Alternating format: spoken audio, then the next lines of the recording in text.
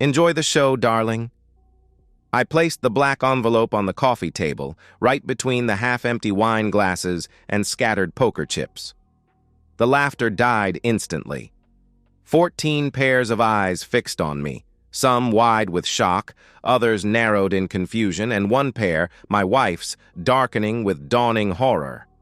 Tessa's face drained of color as she rose from the lap of a man I recognized as her colleague, Jason. Her lips parted, but no sound came out. The room smelled of wine, perfume, and secrets, the same cologne I'd been noticing on our sheets for months. "Mark," she finally managed, her voice barely above a whisper. "You're supposed to be at work." I didn't answer. There was no need. I simply nodded toward the envelope and walked out, closing our front door with a soft click behind me. No shouting, no scene, just surgical precision, the same way I handled trauma in the ER. My name is Mark Patterson. I'm 38 years old, an emergency room nurse at Mercy General. I've spent 12 years stabilizing car crash victims, pumping overdosed teenagers' stomachs, and holding the hands of the dying when their families couldn't make it in time. I know how to stay calm when everything is falling apart. I know how to function while bleeding inside. Tonight, I finally used those skills at home. 3 months ago, I wasn't looking for evidence. I was just tired. Bone-deep, mind-numbing exhaustion after a 16-hour shift that had included a 5-car pileup on the interstate. 3 casualties, 1 DOA.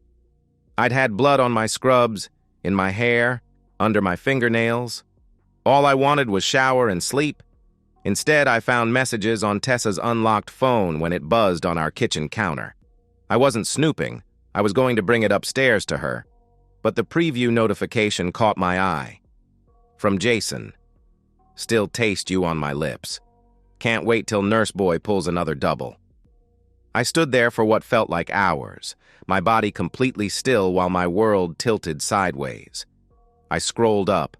More messages, pictures, videos, a 6-month history of betrayal, right there in my hands. Upstairs, I could hear Tessa humming in the shower. The same shower we'd remodeled together last year, with the rainfall showerhead she'd wanted and the bench seat I'd installed by hand. The same shower where, apparently, she'd taken explicit photos to send to her lover while I worked overtime to pay for our mortgage. I placed the phone back exactly as I'd found it and went to the guest bedroom. I didn't confront her. Not then, because something cold and clear crystallized inside me. If I was going to lose everything, I'd do it on my terms. It took me 2 weeks to process what was happening. I thought about the signs I'd missed, or perhaps ignored. Tessa's wine nights that left our house smelling like strangers. The way she'd stopped asking about my day. How she'd been too tired or not in the mood for months, yet somehow always looked radiant, perfumed, and eager on evenings when I was scheduled to work. "You're never home anyway," she'd complained last month when I asked why she'd spent $400 on new lingerie I'd never seen her wear. "Why not let me have some fun?" Fun, dot. That's what she called it. The breaking point came when I finished a shift early and overheard her on the phone in our bedroom. "He's so exhausted I could throw a threesome in our bed and he'd just think it was a dream," she giggled to someone. "No, seriously, Mark's completely oblivious. It's almost sad." I stood in the hallway, my hospital bag still slung over my shoulder, as she continued. "Anyway, Jason's bringing that hot resident from cardiology next weekend. Mark's pulling a double shift Saturday, so we'll have the whole house. Bring that bottle of tequila you promised." That night, as Tessa slept beside me, I made a decision. I wouldn't become the raging, betrayed husband. I wouldn't give her the satisfaction of my pain. Instead, I would become something much more dangerous. Patient. The first surveillance camera went into the air vent above our bed.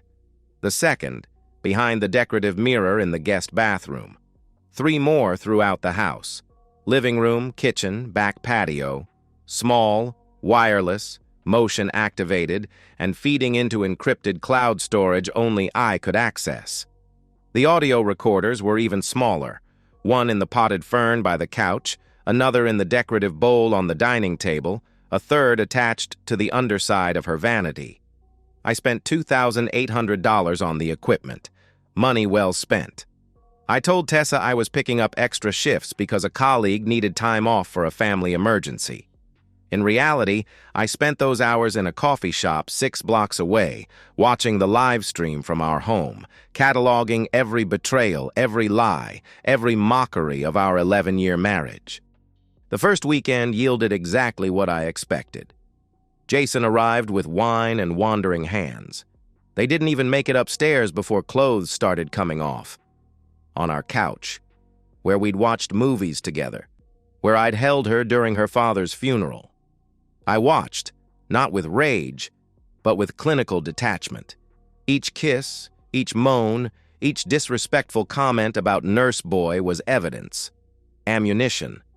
I documented everything, timestamps, identities of visitors, conversations. "God, doesn't Mark ever notice these weekends?" one of her friends asked during a particularly crowded gathering. Tessa laughed, refilling wine glasses. "Mark notices about as much as a houseplant. He works so much that when he's home, he's practically comatose. It's the perfect arrangement." "Aren't you worried, though?" Another woman, I recognized her as Jamie from Tessa's office, looked concerned. "What if he finds out?" "What's he going to do?" Tessa shrugged. "Cry about it? Mark's too nice for his own good. Besides, the house is in both our names, and California's a community property state. Worst case scenario, I get half of everything in maintenance payments. I've been putting money aside." That was news to me. I checked our accounts that night and discovered she'd been siphoning funds into a private account for months, nearly $40,000 from our joint savings. Money I'd earned during overnight shifts and holiday rotations. Money meant for our future. The next day, I consulted a divorce attorney. Sharon Lichtman was recommended by a colleague who'd gone through a similar situation. She was expensive, ruthless, and worth every penny. "Infidelity alone won't help much in California," she explained. "But financial infidelity, hiding assets, unauthorized withdrawals from joint accounts, that's different. And if you can prove she's using your marital home to conduct these affairs while you're working to support the household, we can make a case for spousal misconduct. Add the surveillance evidence." "Is that legal?" I interrupted. Sharon pursed her lips. "You live in the home. You installed devices in common areas. There's no expectation of privacy in your living room or kitchen. The bedroom is trickier, but we can argue you had reasonable suspicion of misconduct in your own marital bed. The bigger question is, do you want to play nice, or do you want to win?" I thought about Tessa laughing with her lover about my obliviousness, about the money she'd stolen, about 11 years of my life. "I want to win," I said quietly. 5 years ago, Tessa and I took a trip to Maui for our anniversary. We hiked to a waterfall, and I remember how she looked standing under it, laughing, radiant, alive. She'd grabbed my hands and pulled me under the cascading water with her. "This is how I want to feel forever," she'd whispered against my lips. "Like everything in the world is beautiful and possible." I proposed the next day on a sunset cruise. She cried when I gave her the ring. I thought they were tears of joy. Now I wonder if she was already weighing its resale value. There were other memories, too. Building our first apartment's IKEA furniture together, nursing each other through food poisoning after a questionable food truck experience, the way she'd bring me coffee during my study sessions when I was getting my BSN degree. Had it all been a performance? Or had something changed along the way? I found myself analyzing our relationship like a patient chart, looking for the moment the vital signs began to fail. Maybe it was 3 years ago, when I took the night shift permanently for the pay differential. Maybe it was when she got promoted at her PR firm and suddenly had a new circle of friends, wealthier, sleeker, impressed by status and hungry for drama. Or maybe it was simpler than that. Maybe Tessa just got bored and I was too exhausted to notice. Either way, I couldn't afford to dwell on the past. I had preparations to make. Over the next 2 months, I moved methodically. First, I documented the missing money and opened new accounts at a different bank. Then I gradually moved my direct deposits and the remaining joint funds, leaving just enough to avoid suspicion. I changed my beneficiary information on my life insurance and 401k. I found a furnished condo across town and signed a 6-month lease, paying in advance. I had our household valuables, those with sentimental value to me, quietly appraised and photographed for the divorce proceedings. I backed up all the surveillance footage to multiple secure locations, and I watched as Tessa's betrayal escalated. What had started as weekend trysts with Jason evolved into something more brazen. She began using our home for larger gatherings, parties while I worked night shifts, sometimes with 4 or 5 couples, drinking, using recreational drugs, and eventually pairing off in various rooms of our house. And Tessa was the ringleader. "Mark's so sweet," she told a newcomer at one of these events, her words slightly slurred. "He has no idea how to handle a woman like me. Too gentle, too boring. But he makes good money and he's never home to bother me, so it works out." The newcomer, a man with a wedding ring of his own, laughed. "And he never suspects?" "Mark?" Tessa snorted. "He's practically a robot. All he cares about is his patients and his sleep schedule. I could leave lipstick on his collar and he'd just think it was blood from the hospital." They all laughed, all except Jamie, who looked increasingly uncomfortable as the weeks went on. Then I discovered something worse. On a Tuesday afternoon, while Tessa thought I was sleeping between shifts, she brought Jason to our house. They went into my home office where I kept important documents. "Are you sure about this?" Jason asked as Tessa rummaged through my files. "Relax. Mark never checks these.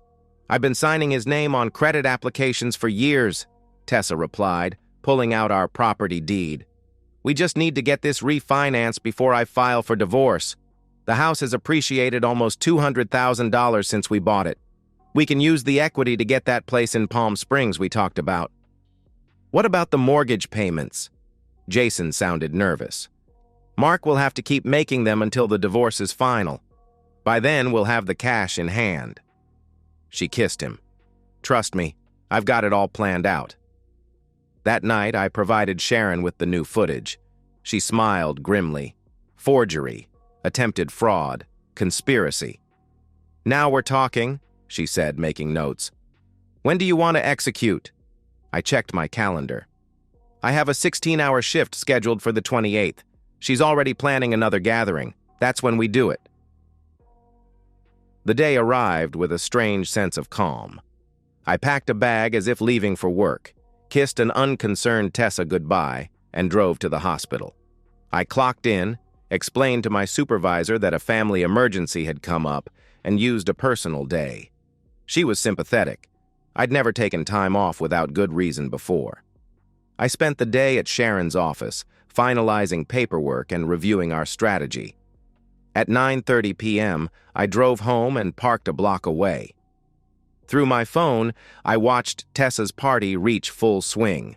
12 people, including Jason and several other regular visitors. Music, dancing, cocaine on my coffee table. At 10:15 p.m., I texted Jamie. "I know what's happening at my house. I'm coming home. You might want to leave." 3 minutes later, Jamie made an excuse and left the party. Good for her. She was the only one who'd shown any hesitation about the whole situation. The rest deserved what was coming.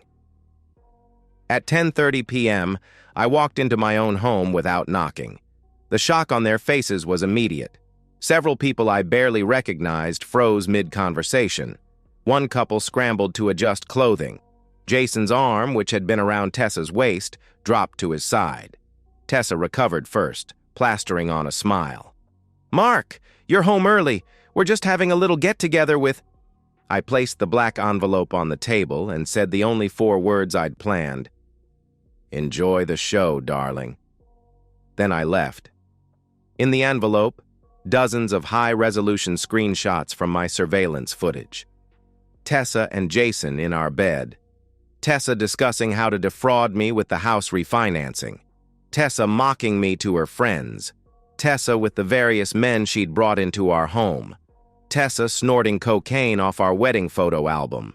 And a note that simply read, "The rest goes to your boss, your parents, and your church tomorrow, unless you're out of the house by noon. The divorce papers are being served in the morning. I drove to my new condo and slept better than I had in years." The fallout was swift and comprehensive. Tessa called 17 times that night.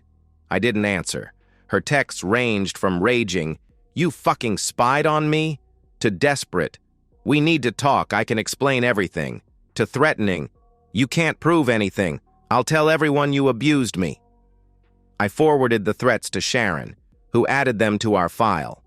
The divorce papers were served at 8 a.m. by a process server who reported that Tessa looked like she hadn't slept and might be under the influence. Included was a restraining order preventing her from accessing our joint assets or entering the property after noon, based on evidence of financial fraud and her documented threats. By 11:30 a.m., according to my remaining cameras, Tessa was frantically packing suitcases, alternating between crying and screaming at Jason on the phone. He wasn't answering either. At 11:58, she left with 3 suitcases and a box of personal items, slamming the door behind her. I had the locks changed at 1 p.m. At 2 p.m., carefully curated selections of the surveillance footage were delivered to 3 recipients. Martin Geller, CEO of Pinnacle PR, where Tessa worked as a reputation management director. The package focused on her cocaine use, her discussions of using company time for her affairs, and her detailed plans to defraud me. Not ideal qualities for someone managing client reputations. Pastor Richard Simmons at Lakeside Community Church, where Tessa led the women's ministry and marriage preparation classes. His package included footage of Tessa mocking the desperate virgins in her program and using our home for what amounted to swinger parties. Vivian and Raymond Price, Tessa's parents, who had welcomed me into their family and who believed their daughter was in a loving, committed marriage. They received only a single video, Tessa explaining to a friend that she'd never loved me but had married me because I was stable, employable, and easy to manage. By Monday morning, Tessa was unemployed. Pinnacle PR couldn't afford the liability of an executive with documented ethical violations. By Wednesday, she'd been asked to step down from all church activities. By the following weekend, according to mutual friends, her parents had refused to let her stay with them, horrified by what they'd learned. Jason, it turned out, was also married. His wife received her own package. He moved out of state within a month. The divorce proceedings were remarkably straightforward. With evidence of financial misconduct, attempt to defraud, and misuse of marital assets, Tessa's claims fell apart. There was no alimony. The house remained mine. The retirement accounts remained untouched. She was even ordered to repay the money she'd taken from our joint accounts. I heard through mutual connections that she ended up moving to her sister's place in Nevada, waitressing at a casino and telling anyone who would listen that I was a controlling psychopath who had driven her to cheat. Few believed her. The evidence was too clear, too damning, too comprehensive. I never spoke to her again. It's been 18 months since that night. My new life has taken shape gradually, like a Polaroid developing. The house sold quickly, and I used the proceeds to buy a smaller place closer to the hospital. No sense in commuting when you work the hours I do. I switched to the day shift finally, watching sunrises instead of missing them. I adopted a retired greyhound named Miles, who doesn't care about my schedule as long as he gets his walks and his spot on the couch. Sometimes, I think about who I was before. The trusting husband who worked himself to exhaustion while his wife made a mockery of their marriage. Other times, I think about who I became. The silent watcher, meticulously documenting betrayal from the shadows. Neither version seems quite right anymore. Last week, I had coffee with Jamie, of all people. She reached out through a mutual friend, wanting to apologize for her part in the situation, however peripheral. She didn't try to defend Tessa or minimize what had happened. She just said she wished she'd had the courage to tell me herself. "I was impressed by how you handled it," she admitted. "No screaming, no violence, just consequences." "The ER teaches you to respond, not react," I said. "Emotions cloud judgment." Still, it was, I don't know, dignified, I guess. We talked about other things after that. Her new job, my new dog, the book she's writing, the night shift finally being behind me. It was nice, normal in a way my life hadn't felt in years. As for Tessa, I heard she tried to reestablish herself in PR in Nevada, but the industry is small and reputations matter. Last I heard, she was still waitressing, living paycheck to paycheck in her sister's spare room. Jason apparently lost his medical license after his own misconduct came to light through the divorce proceedings with his wife. They deserved each other, really. Do I regret how things played out? Sometimes I regret that it was necessary. I regret the years wasted with someone who saw me as nothing but a convenience. I regret not seeing the truth sooner. But the quiet victory of reclaiming my life, the peace of a home that's truly mine, the knowledge that justice was served through truth rather than violence or drama, number. Those things I don't regret at all. Sometimes the silent ones hit the hardest. Sometimes watching and waiting yields the most complete victory. Sometimes the most devastating weapon isn't shouting or fighting, it's simply revealing the truth, without embellishment or emotional clouding. "Enjoy the show, darling," I told her that night. And in the end, it was quite a show indeed. And so, we've reached the end of today's story. Was it what you expected, or did it take a twist you didn't see coming? I'm curious to hear your thoughts. Share them in the comments below, and let's get a conversation going. If this story kept you hooked, make sure to hit that like button. And if you're new here or just haven't subscribed yet, now's the perfect time to join our community. I bring you fresh, captivating stories every day, so click that subscribe button and turn on notifications so you never miss out. Thanks for watching, and I'll see you in the next one.